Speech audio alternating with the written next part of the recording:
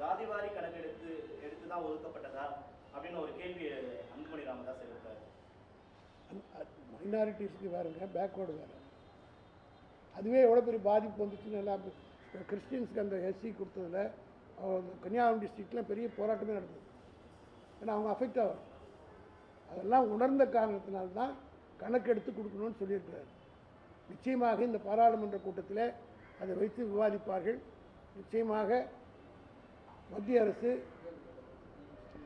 மக்கள் தொகை கணக்கெடுப்பு எடுப்பதற்கு எல்லா விதமான நடவடிக்கை எடுக்க திமுகவுடைய சார்பில் இருக்கிற இந்தியா கூட்டணி போராடி வெற்றி பெறும். பீகார் மாநில அரசு ஜாதிவாரி கணக்கெடுப்பு நடத்திருக்காங்க. அதே போல தமிழ்நாடு என்ன ஆச்சு? ஹைகோர்ட் என்ன பண்ணல? இன்னும் ஹைகோர்ட்டில் என்னாச்சு? ஹைகோர்ட்டில் பெண்டிங்கில் டிஸ்மிஸ்ட் 65% கொடுத்து செயலாளர் கொடுத்துட்டாங்க. அதான் சொல்கிறேன் கணக்கு. அது அந்த ஜட்மெண்ட் என்ன சொல்கிறாங்க? அதே மாதிரி தாங்க. நீங்கள் உங்களுக்கு அந்த கணக்கெடுக்கிறதே தப்புன்னு சொல்லிட்டாங்க. கன்கரண்ட் லிஸ்ட் இருக்கிறது எடுத்தீங்கன்னு வச்சுக்கோங்க. கோர்ட்டுக்கு போனாங்கன்னு வச்சுக்கோங்க, சுப்ரீம் கோர்ட்டுக்கு போனாங்கன்னா ஸ்டக் ஒன் ஆகி போச்சுன்னா அதுக்கு பிறகு இந்த இஷ்யூவே எடுக்க முடியாது. கோர்ட்டில் ஒரு ஆர்டர் போட்டாங்கன்னா, சுப்ரீம் கோர்ட் போட்டுச்சுன்னா அப்புறம் கான்ஸ்டியூஷன் அமெண்ட்மெண்ட் கொண்டாடணும். இதெல்லாம் பெரிய சிக்கல் இருக்குது. அதனால் தெளிவாக செஞ்சால் அவங்க தெளிவாக செய்யணும். போன வாட்டியே அவங்க தெளிவாக போடாத காரணத்தாலும் சுப்ரீம் கோர்ட் ஸ்டக் டவுன் பண்ணிச்சு.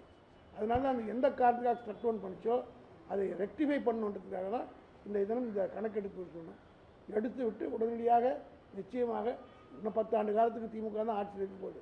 நாங்கள் தான் இந்த 10 ரிசர்வேஷனை சட்ட ரீதியாக பெற்று தரப்போகிறோம்.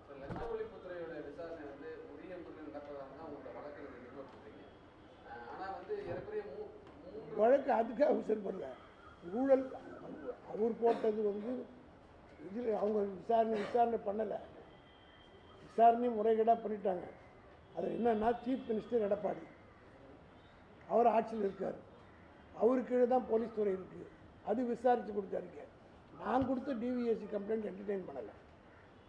அவங்க தனியாக போட்டு ஒன்று கொடுத்துட்டாங்க. அதனால் அந்த விசாரணை கூடாதுன்றது தான் நான் கொடுத்தேன். அதுக்காக அதுக்கு பிறகு ஆட்சி மாற்றம் வருது. தெளிவான கேள்வி இது, விளக்க வேண்டியிருக்கிறார்.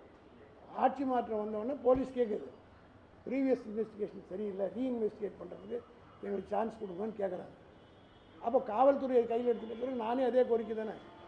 ஒரே இதுக்காக அவர்னா உடனே என்ன சொல்லுவார்? அந்த கேஸுக்கு அவரும் போட்டிருக்காரு, இவருக்கு இல்லை, இவங்க 2 பேரும் கேட்குறாங்கன்னு ஒரே வழி விட்டால். அதனால தான் சுப்ரீம் கோர்ட் என்ன பண்ணிச்சு, ரிமாண்ட் பண்ணி திருப்பி அமைச்சு ஹைகோர்ட்டுக்கு அமைச்சிது. இல்லைன்னா ஒரு ஆர்டர் போட்டிருப்பாங்களே அவங்க. 3 வருஷம் ஆச்சு. இன்னும் அந்த இதில் முதல் தகவல் அறிக்கை கூட பதிவு செய்யணும். ஃபஸ்ட்டு என்கொயரியிலே இருக்குது. இன்னைக்கு அடுத்த கட்டமாக ஒரு சோதனையோ அந்த விசாரணையோ இன்னும் முழுமையாக அதை தொடரப்படல.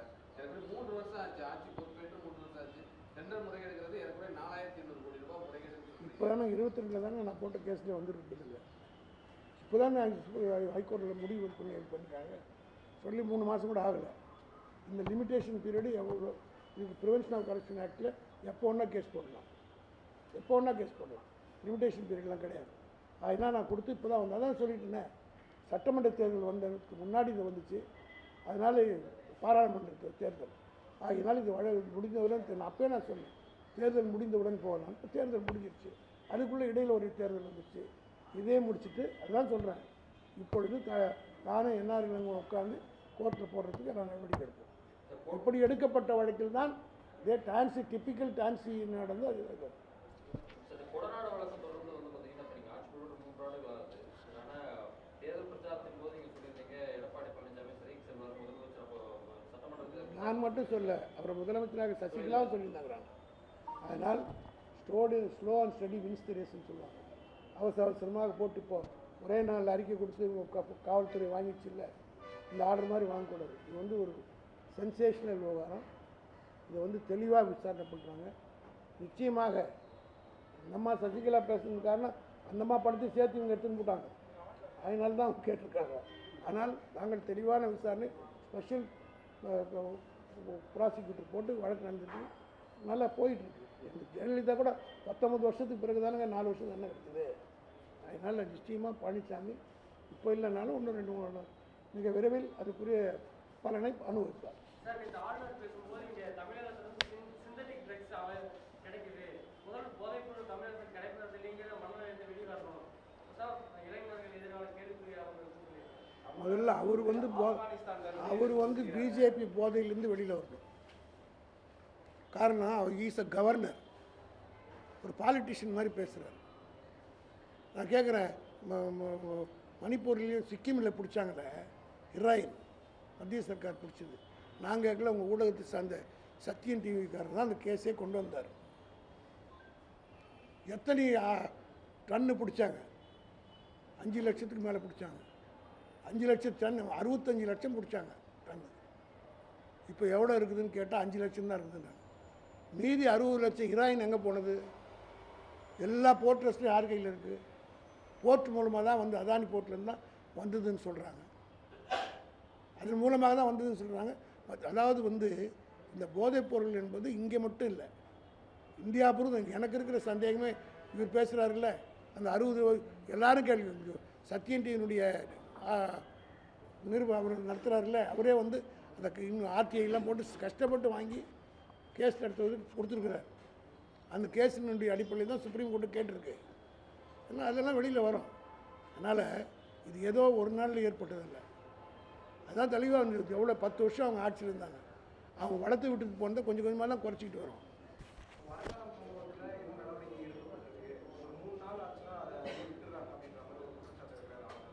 மூணு நாளா? போன வருஷம் மரக்காணத்தில் வந்து போதைக்கு கள்ளச்சாராயம் ஆனால் அது வந்து பார்த்தீங்கன்னா அப்படியே வந்து என்ன நடவடிக்கை எடுத்தாங்கன்னு தெரியல. அது அப்படியே கருப்பு 3 மாதம் தானே ஆகுது. மரக்காணம் வந்து எவ்வளோ நாள் ஆகுது? போன வருஷம் இல்லைங்க, ஒரு வருஷம் அது போட்டு நடவடிக்கைலாம் எடுத்துருக்குறாங்களே. எத்தனை பேர் கைது செய்யப்பட்டாங்க?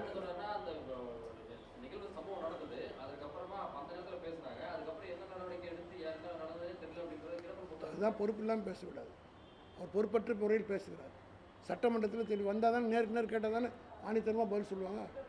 அசம்பிளி நடந்ததில்ல, அதுக்குரிய விளக்கத்தை போலீஸ் துறையின் சார்பாக நிச்சயமாக தளபதி சொல்லுவார். என்ன நடவடிக்கை எடுத்தோம், எவ்வளோ பேர் கைது செய்யப்பட்டார்கள், எந்த ஸ்டேஜில் இருக்குதுன்றதை சொல்லுவார். 2 மாநில பிரச்சனையாக இருக்குது, அதில் வந்து சிபிஐ விசாரணை போடுறது மாதிரி ஒரு கையை அனுப்பிடுறாங்க. அதாவது புதுச்சேரியிலேருந்து மெத்தனால் வந்துச்சுன்னு சொல்கிறாங்க. 2 ஸ்டேட் ஆக புதுச்சேரின்றது பிஜேபி ஆட்சியிலேருந்து வந்ததுன்னு ஒத்துக்கிறாருல்ல, அதுவே எங்களுக்கு கிடைத்த வெற்றி தான். அதுக்காக அதாவது சாப்பிட்றவனோடு சப்ளை பண்ண வந்தாங்க பெருசு. ஒத்துக்கிறீங்களா? இப்போ நான் ஹோட்டலில் போய் சாப்பிட்றேன், பண்ணி கொடுத்த ஹோட்டல் டிஃபன் பண்ணி கொடுத்தோம் தானே முதல் அக்யூஸ்டு. அப்போது பிஜேபி கவர்மெண்ட்டு தான் முதல் accused according to Anbumani Ramadoss. CBI போட்டதுனால இதெல்லாம் கேட்குறேன். சிபிஐ போட்டு என்ன இந்த தமிழ்நாட்டை பொறுத்த மட்டும் 570 கோடி போட்டு என்னாச்சு? எந்த சிபிஐ வழக்கு விசாரிக்கிட்டு இருக்கு? இந்த மந்திரிங்க மேலெல்லாம் கொடுத்து சிபிஐ டிஜிபி லஞ்சம் வாங்கினார், உட்கால போலீஸ் கமிஷனர் சார்ஜ் வாங்கினார், விஜயபாஸ்கர் வாங்கினார், ரமணன் வாங்கினார்னு கொடுத்து பர்மிஷன் கவர்னர்கிட்ட கொடுத்துட்டாரா? அதுவும் போதைப் பொருள் தானே. ஆக ஏதோ அரசியல் பேரணுன்றதுக்காக ஆள் பேசுகிறாங்க. கவர்னர் இதெல்லாம் பேசக்கூடாது. அவர் தான் ஹெட் ஆஃப் தி ஸ்டேட். அவர் இந்த ஸ்டேட்டை டிஃபெண்ட் பண்ணணும். எங்கள் மக்களுடைய வரி பணத்தில் சர்க்காரில் கொண்டு எங்கள் அரசாங்கத்துக்கே எதிர்ப்பான ஸ்டேட்மெண்ட் கொடுத்தாருன்னா அது வந்து அவர் வைக்கிற பதவிக்கு அழகல்ல.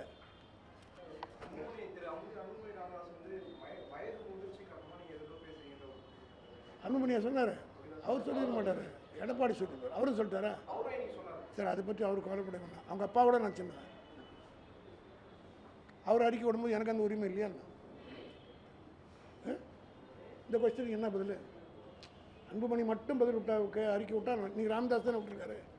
என்னை விட 10 வயசு சின்னவரா ராமதாஸ்னு ஒத்துக்கிறாரா அன்புமணி? என்னோட பெரியவர் தானே.